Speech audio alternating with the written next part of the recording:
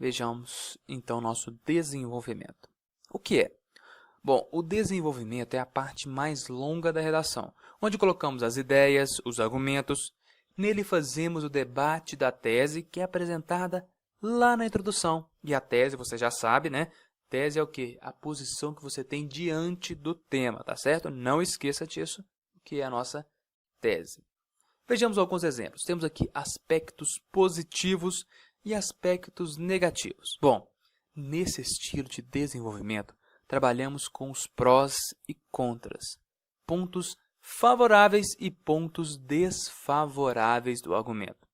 Mas lembre-se que não podemos dar ênfase em nenhum deles. Isso, porque você precisa ser um pouquinho a par, precisa mostrar os fatos e os argumentos dos pontos, mas precisa ser um pouco a par. E é aconselhável trabalhar apenas com 2 parágrafos, assim sendo, você fala dos aspectos positivos e o outro você fala dos aspectos negativos. Vejamos aqui o exemplo, tema propaganda eleitoral obrigatória. Bom, com esse tema, nós vamos usar parágrafo com aspectos positivos e negativos, né? Então, em um parágrafo, aborde os pontos positivos sobre esse tema. O que é positivo da propaganda eleitoral obrigatória?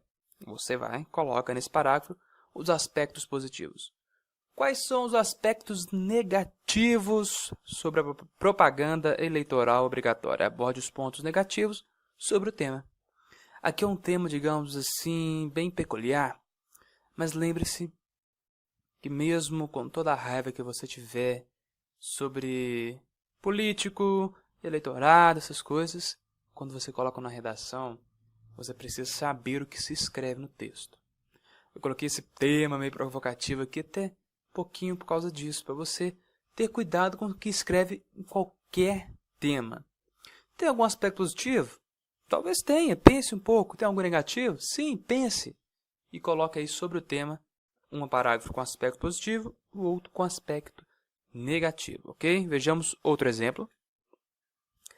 Causas e consequências. Trabalhando com esse estilo, você deverá colocar em um dos parágrafos os aspectos que levaram ao problema discutido, ao tema que será discutido. E em outro parágrafo, as suas decorrências. Aqui também é bem tranquilo. Veja aqui o exemplo, tema falta de água. Aí nós vamos colocar aqui as causas. Problema discutido. Desperdício, falta de planejamento, falta de consciência por parte das pessoas, da população, das indústrias. Então, um tema nós vamos falar sobre estas causas.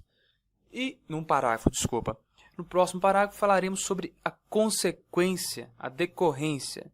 Teremos o que? Falta de água, mortes, sim, teremos mortes de até pessoas, animais, vegetações, plantas, plantações, lavouras. Com a falta de água, elas se perdem, elas morrem. E teremos a seca também, né? A seca é algo que está aí alarmante.